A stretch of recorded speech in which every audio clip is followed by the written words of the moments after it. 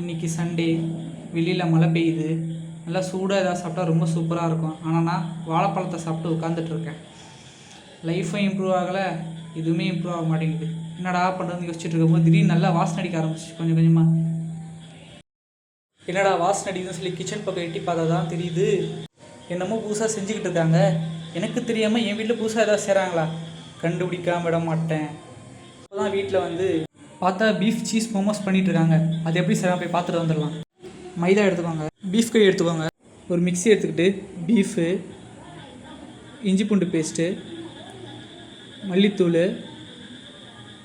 மிளகாத்தூள், மல்லித்தூள், உப்பு கொஞ்சம் சேர்த்துட்டு நல்லா அரைச்சி எடுத்துக்கோங்க. துருவின கேரட், கட் பண்ண வெங்காயம், கொத்தமல்லி, மோமோஸ்க்காக சீஸ் கட் பண்ணிக்கோங்க கொஞ்சம். ஒரு குட்டி போல் எடுத்துக்கோங்க. அதில் மிக்ஸ் பண்ண பீஃப் கறியை போட்டு கட் பண்ண வெங்காயமும் துருவின கேரட்டும் கட் பண்ண கொத்தமல்லி எல்லாத்தையும் எடுத்து மிக்ஸ் பண்ணி வச்சுக்கோங்க.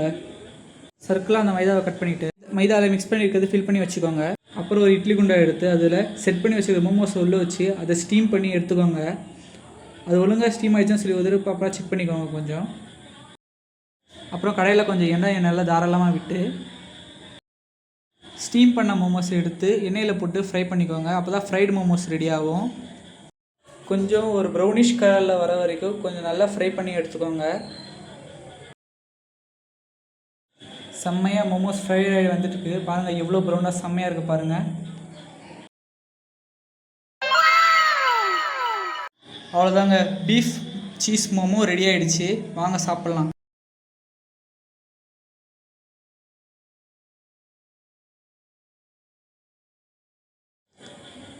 ரெடியான மோமோஸை இப்போ எடுத்து சாப்பிட போகிறேன். ஃபஸ்ட்டு அதை எடுத்து அதை ஓப்பன் பண்ணி பார்த்தா அந்த சீஸ்லாம் நல்லா மெல்ட் ஆகிருந்தது. அதில் எடுத்து அந்த தந்தூரி மேலே டிப் பண்ணி எடுத்து வாயில் போட்ட ஃபஸ்ட்டு போயிட்டு செம்ம சூடாக, ரொம்ப சூடாக இருந்ததுங்க, தாங்கவே முடியல என்னால்.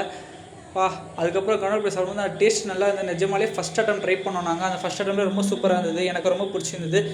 கண்டிப்பாக இது இந்த மலைக்கு நாங்களாக செஞ்ச டிஷ் இது. ஸோ எங்களுக்கு ரொம்ப பிடிச்சிருந்தது. நீங்களும் கண்டிப்பாக ஏதாவது ட்ரை பண்ணி பாருங்கள்.